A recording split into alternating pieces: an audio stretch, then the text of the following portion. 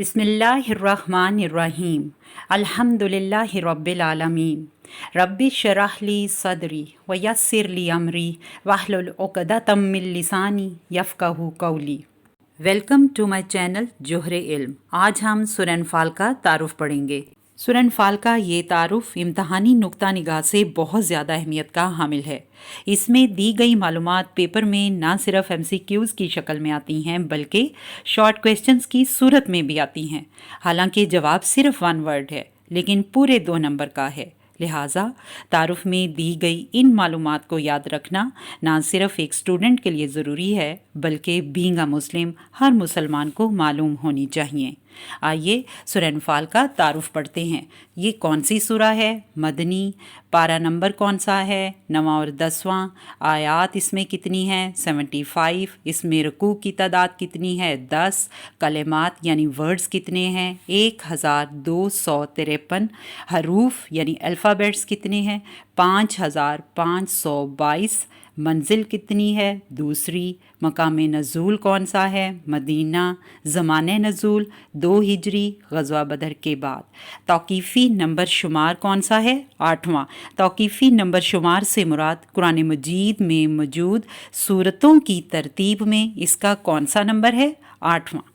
सूरह अनफ़ाल की वजह तस्मिया यानी इस सूरत को अनफ़ाल क्यों कहा जाता है? इस सूरत का नाम इसकी पहली आयत या सलूना का आनिल अनफ़ाल से लिया गया है।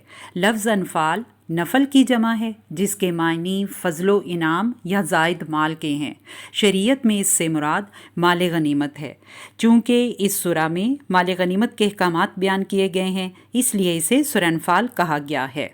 मौज़ू और अहम मज़ामीन ये इम्तहानी नुक्ता नज़र से अहम नहीं है मगर बीइंग अ मुस्लिम हमें ये मालूम होना चाहिए कि कुरान पाक एक कोड ऑफ लाइफ है जो ज़िंदगी के हर पहलू पर मुहित है।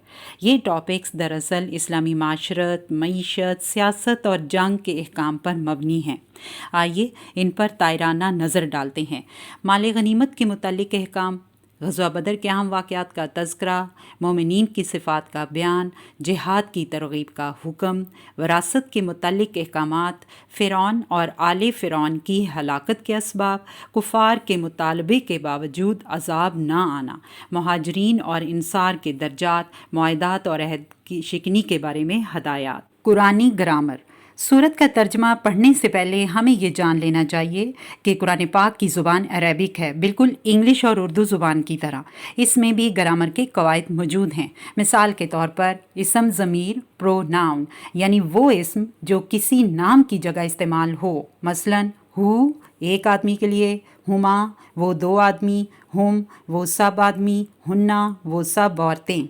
इसम इशारा डेमोन्स्ट्रेटिव प्रोनाउन यानी वो इसम जो किसी चीज़ की तरफ इशारा करने के लिए इस्तेमाल किया जाए। ये इशारा करीब और बईद दोनों के लिए इस्तेमाल होता है। हाजा हाज़िही करीब के लिए, ज़ालिका तिलका वो दूर के लिए आएगा। इसम मौसूल रिलेटिव प्रोनाउन वो इसम जो 2 इसमों या जुमलों को मिलाने के लिए इस्तेमाल होता है, जैसे अल्लाज़ी जो वाहिद के लिए, अल्लाज़ीना जो जमा के लिए, अल्लाती जो मोनस के लिए इस्तेमाल होगा। हरूफ़े जार द प्रेपोजिशन ऐसे अल्फाज जो इसमों के साथ मिलकर फ़ेल का ताल्लुक इसम के साथ ज़ाहिर करें। मसलन मिन, से, इला, तक, अला, पर, फ़ी, में। कुरान में हो गौता ज़ान ए मर्दे मुसलमान, अल्लाह करे तुझको अता जिद्दते किरदार। इसी के साथ आज का लेक्चर ख़त्म करती हूँ। आप अपना बहुत सारा ख्याल रखिएगा। अल्लाह हाफ़िज़।